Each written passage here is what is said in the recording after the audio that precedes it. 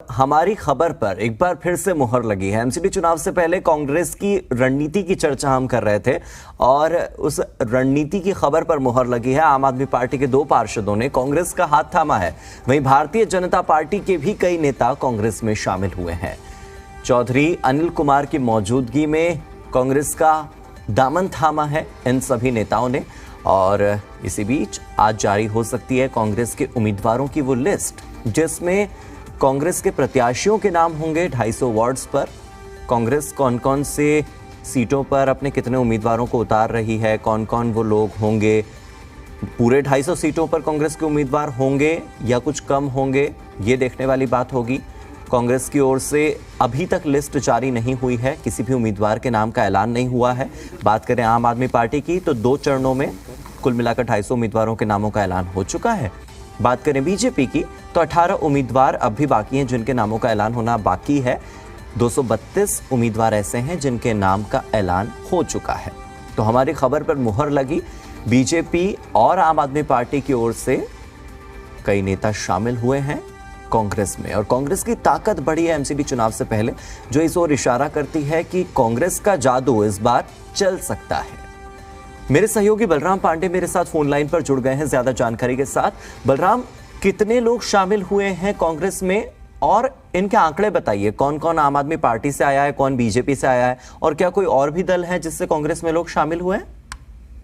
देखिए, कांग्रेस पार्टी में आज करीब 30 लोगों ने सदस्यता ग्रहण की है। इसमें से सबसे ज्यादा आम आदमी पार्टी के जो सिटिंग पार्षद हैं, पूर्व पार्षद हैं, जो वरिष्ठ नेता हैं, वो शामिल हैं। इसके अलावा भारतीय जनता पार्टी की सिटिंग पार्षद और कई वरिष्ठ नेताओं ने कांग्रेस का दामन थामा है। साथ ही बहुजन समाज पार्टी के भी कई नेताओं ने आज कांग्रेस का दामन थामा है। तो यानी कुल मिला के ये कह सकते हैं कि आज कांग्रेस के लिए बड़ा दिन था, क्योंकि जिस तरीके से 3 सिटिंग पार्षद आम आदमी पार्टी के कांग्रेस में शामिल हुए हैं, उसको लेकर के कहीं ना कहीं सवाल खड़े होते हैं कि आखिरकार जब कांग्रेस अपने सबसे बुरे दौर से गुजर रही है, ऐसे में सिटिंग पार्षद अगर नगर निगम चुनाव में पार्टी में शामिल होते हैं, कई वरिष्ठ नेता अगर पार्टी में शामिल होते हैं, चेयरमैन अगर पार्टी में शामिल होते हैं, तो कहीं ना कहीं जो पार्टी की गति है वो थोड़ी तेज होगी। और यही वजह है कि आज कांग्रेस के जो प्रदेश अध्यक्ष हैं चौधरी अनिल कुमार जी, उन्होंने ये कहा है कि इनके पार्टी में आने से पार्टी मजबूत होगी और नगर निगम के चुनाव में पार्टी पूरे दमखम से चुनाव लड़ेगी। और उम्मीद ही नहीं बल्कि पूरा विश्वास है कि दिल्ली की जनता कांग्रेस पर एक बार फिर भरोसा जताएगी और कांग्रेस को एमसीडी में लेके आएगी। जी बलराम, आम आदमी पार्टी ने अपने पत्ते सबसे पहले खोल दिए, फिर उसके बाद भारतीय जनता पार्टी ने अपने पत्ते खोले।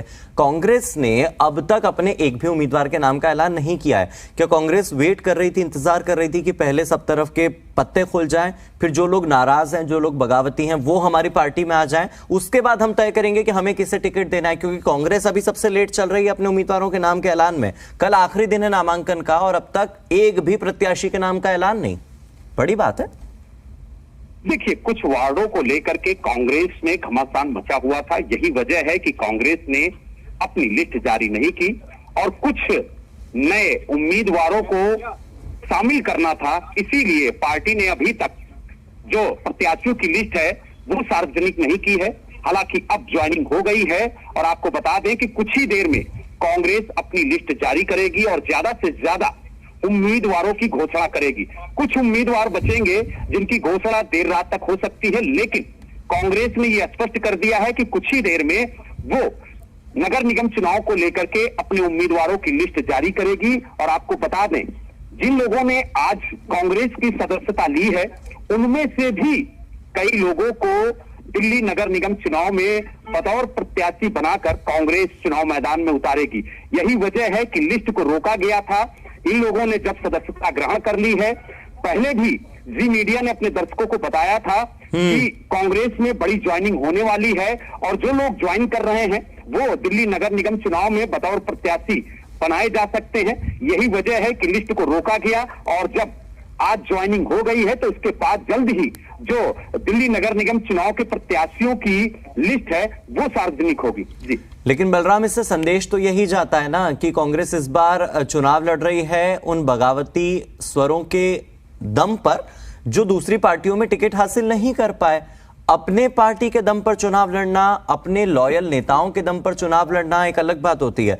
और यही कॉन्फिडेंस इस बार आम आदमी पार्टी में देखने को मिला है, क्योंकि भारतीय जनता पार्टी और कांग्रेस पक्ष और विपक्ष में हमेशा रहे हैं, चाहे केंद्र सरकार की बात करें चाहे हम दिल्ली की बात करें। लेकिन अब आम आदमी पार्टी जिस तरह से कॉन्फिडेंस में नजर आ रही है, सबसे पहले अपने उम्मीदवारों के नाम का ऐलान करना, और कांग्रेस का जो अंडर कॉन्फिडेंस नजर आ रहा है वो थोड़ा सा संशय के घेरे में है।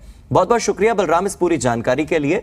और हमारी खबर पर मुहर लगी है, हमने बताया था आपको कि कांग्रेस में कुछ लोग ज्वाइन करने वाले हैं और ऐसा हुआ भी।